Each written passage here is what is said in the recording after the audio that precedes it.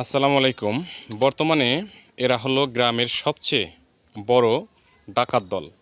এরকম দল ভেদে ঘুরে বেড়াবে, যেখানে ছাগল ভেড়া বাছুর পাবে, সবাই মিলে একসাথে অ্যাটাক করে কামড়িয়ে মেরে ফেলবে, না হয় অর্ধমৃত অবস্থায় ফেলে রেখে আসবে। হ্যাঁ, এটাই হলো বর্তমানে গ্রামের বাস্তব চিত্র।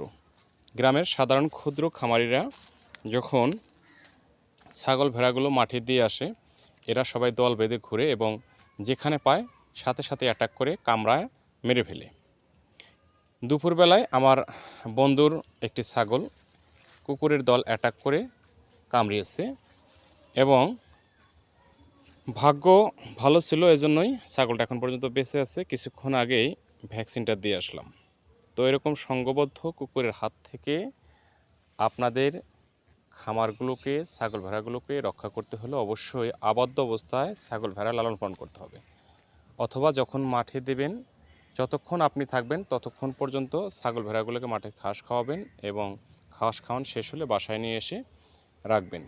নতুবা যদি আপনি মাঠে বেঁধে রেখে আসেন, প্রতিনিয়তই একটা দুইটা চারটা পাঁচটা করে কিন্তু ছাগল কামড়াচ্ছে এবং এই কামড়ার মধ্য থেকে অনেকগুলো নাড়ি ভুঁড়ি একাকার করে ফেলছে, ছিঁড়ে ছুটটা একদম শেষ করে ফেলছে এবং সাথে সাথে জায়গায় মারা যাচ্ছে। এই জন্যই কুকুরের আক্রমণ থেকে বাঁচাতে হলে অবশ্যই আবদ্ধ অবস্থায় ছাগল ভেড়া লালন পালন করতে হবে, অথবা আপনার যতক্ষণ মাঠে থাকবেন মাঠে চড়াবেন এবং খাওয়া শেষে আবার বাসায় নিয়ে এসে রাখবেন। তাছাড়া বর্তমানে কোনো উপায় নেই। এরকম 5টি 7টি 10টি 8টি এরকম গ্রুপ করে দল বেঁধে ঘুরে বেড়ায় এবং ছাগল ভেড়া জায়গায় অ্যাটাক করে। তো কামড়ানোর পর আপনারা কি করবেন, সাথে সাথেই হাতে হ্যান্ড গ্লোভস অথবা পলিথিন পেঁচিয়ে যেখানে কামড়িয়েছে ছাগল যদি বেঁচে থাকে সেখানে আপনারা হুইল পাউডার অথবা বল সাবান দিয়ে হালকা কুসুম গরম পানি দিয়ে কমপক্ষে 5 থেকে 7 বার সুন্দর করে ঘষে ঘষে ফেনা তুলে ধুয়ে ফেলবেন। তাহলে জীবনটা কিন্তু অর্ধেকটা কেটে যাবে।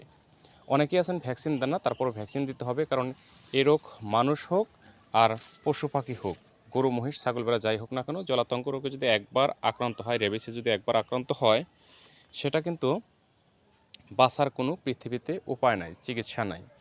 যখন আক্রান্ত হবে, আক্রান্ত পশুকে দেখবেন যে কুকুরের মতোই জিহ্বা বের করে আসে, পানি চেটে চেটে খাবে, লালা পড়বে এবং মানুষ ছাগল ভেড়া যাই দেখবে কামড়াতে যাবে এবং সে যদি কামড়ায় তাহলে সে মানুষও আক্রান্ত হবে এবং এভাবে ধুকে ধুকে ছাগল ভেড়া একসময় মারা যাওয়ার অবস্থা হবে এবং পাগল প্রায় হবে। তখন জবাই করে মাটির নিচে পুঁতে রাখতে হবে। মানুষকেও সেম একই সমস্যা দেখা যায়। এই জন্য ভ্যাকসিনটা দেওয়া ভালো, সন্দেহ দূর করা ভালো।